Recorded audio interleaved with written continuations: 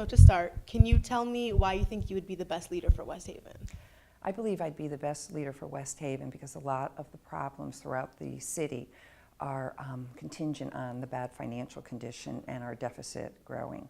And because of this, businesses a lot of times are leery to come here because people have high taxes and they don't pay vendors and things like that. I am a certified public accountant, and I believe my expertise in finance would definitely help, and I also give that kind of advice to business clients right now. And so therefore, because of my education, financial background, I think I would be the best of the three candidates to lead West Haven. Okay.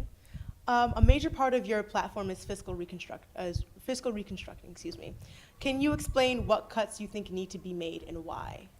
Okay, the first thing I would do is go through line by line of the budget and look for things that have the least amount of impact on the taxpayers and on services, because the last thing you want to do is go in and cut everything, and then, you know, if you don't have services, then there'll be all kinds of problems as well.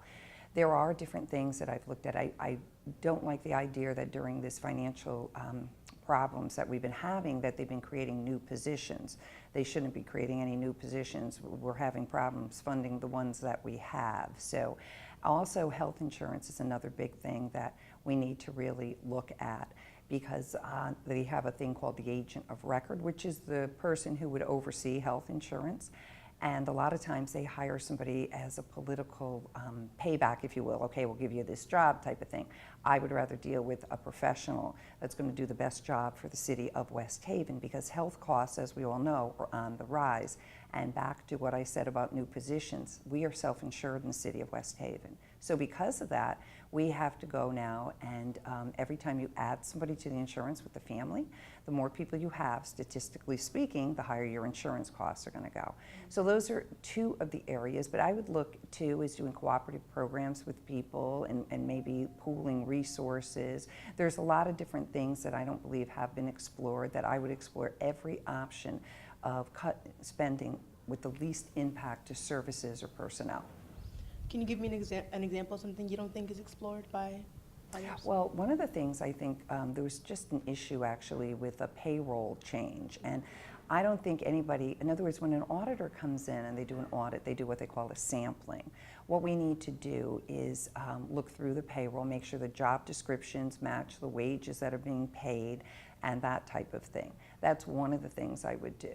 Also, I would go through, as I said, each and every line item, because you know, a lot of times there's different things in different line items, and there's extra spending that maybe we can pool departments, and whether it's supplies or something. And it seems like supplies aren't a big deal, but it definitely is a big deal. And so you really have to go through every single line item and look at what I call the general ledger, which is a history of transactions that have gone in and out of accounts to get, you know, ideas. But I absolutely, cuts would have to be made at this point in time, because we have a problem. This budget we're in, the current mayor built in $8 million.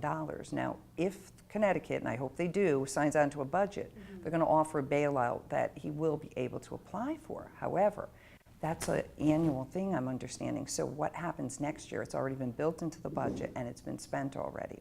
So we would look at, you know, insurance costs, the savings, explore all options, and look at every possible line item. Because a lot of times people say, well, it's only $1,000. Well, if you find a little bit here and a little bit there and you add it all up together, it adds up. It absolutely does. Absolutely. So Mayor O'Brien works with university students in the Mayor's Advisory Commission for different issues that connect our school with the city. Is that a program that you'd like to see continue? Absolutely. I think it's a great program. I think when the students are here, they're West Haven to me. They're West Haven, they're our family. They're part of West Haven, they're Westies. And I think that they should feel welcome. And the only way you're going to feel welcome is if you're part of, you know, the process in West Haven, no matter whether it be projects or voting or anything at all like that. You know, they want to feel like they belong. And the only way they're going to feel as they belong is if they have a seat at the table. So absolutely, I would definitely continue that. How will linking downtown West Haven and the University of New Haven benefit the community both on campus and the West Haven community? I think it'll benefit because when younger people come out and about and everybody sees it, it creates a feeling of excitement, and people, I like that. I like when I see like carnivals, or I like when I see things on the green. In other words, I went to the Wind Fest. I think that it's great. And the young people have a lot of energy and excitement about them. So I believe I think it will bring people out. And I do think that linking all together, that we're one big family and we do things. And I'd like to see the green utilized more as well, and to have different fairs and festivals. I mean, we do have a couple, but I think that back, and I don't know if you were here then, but we used to do an Italian festival. I would like to see maybe like a multicultural festival on the green with everybody's different kinds of foods and their history and their heritage, and have that maybe a couple of times, a season, maybe spring, fall, that type of thing. I really believe the more that you group people together and it turns into a fun day and a fun time, that's what it's all about. That's what makes people come out, because we all work hard.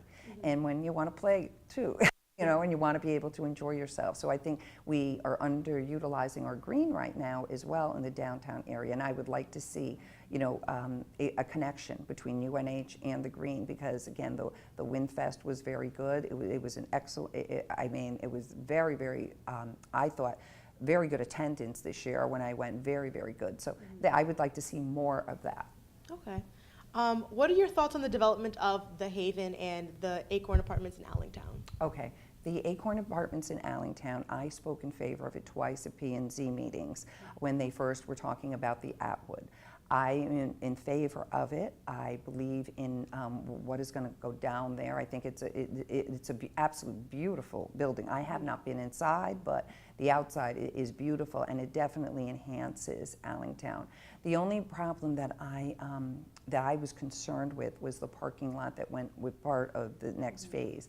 And I'm hoping that they come up with a good plan for permanent parking, because I also think that the Allentown Library is very, very important to the community. When I sat on the city council and they put forward the numbers, there are more people in Allentown that don't have access to Wi-Fi. And so that really puts a restriction on them for applying for positions or resumes, because as we all know, we're in an online world. Yeah. If you can't put a job application online, so I want that library to stay, and I want it to be easily accessible. But I'm sure that, again, when people work together and you try different ideas, I'm sure we're going to come to some type of agreement to make sure that there's parking for them. I know right now they're talking about temporary parking across the street where the Force Theater used to be. But I'm hoping that we come up with a long-term plan, if I am elected, to have permanent parking so the library could stay there, or possibly relocate. If it is in the way, or if there is a problem, then let's relocate it someplace else in Allentown, though, so that the Allentown residents would have easy access to it. And your thoughts on the Haven? The Haven, I, again, was on the city council. I have always voted for the Haven.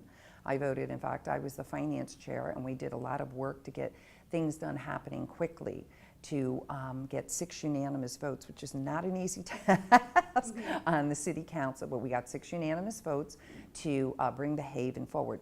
The only problem that I have with the Haven is that it has sat now for 4 years, and I'm very, very concerned. I understand there were some issues, but I was hoping, because the previous mayor was the one who signed for the Haven and made the agreement in October, before he left in October 13.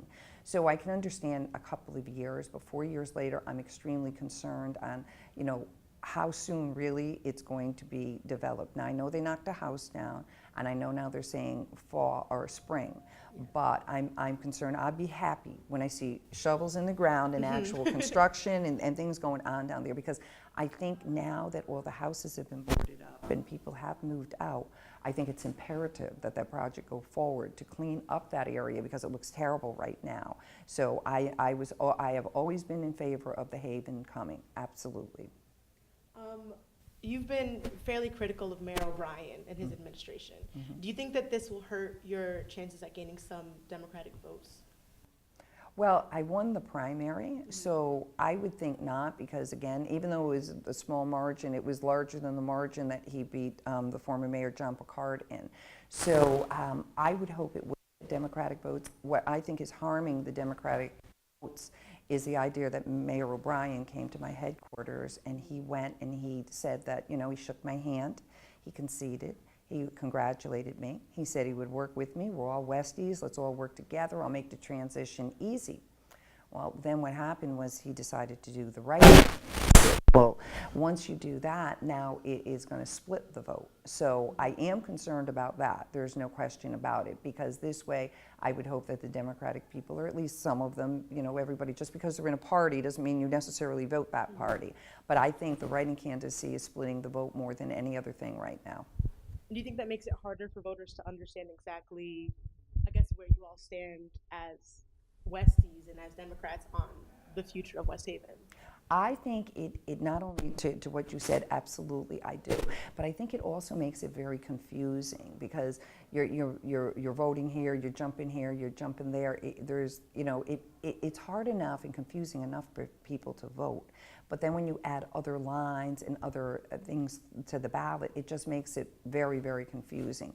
I don't like a voter to be confused. I want their vote to count in the intent that they meant it to count, and for the candidate that they meant, and I don't want people confused. So I think it would have been much simpler if there was just row A and row B, and that would have been that. But with the writing candidacy, I do think it makes it a little bit more difficult. That's it. Thank you so much for joining us today. Thank I appreciate you. the time. Thank answering all the you. questions. It's been wonderful. Thank you very much. I appreciate the time that you've given to me. Of course. Thank you.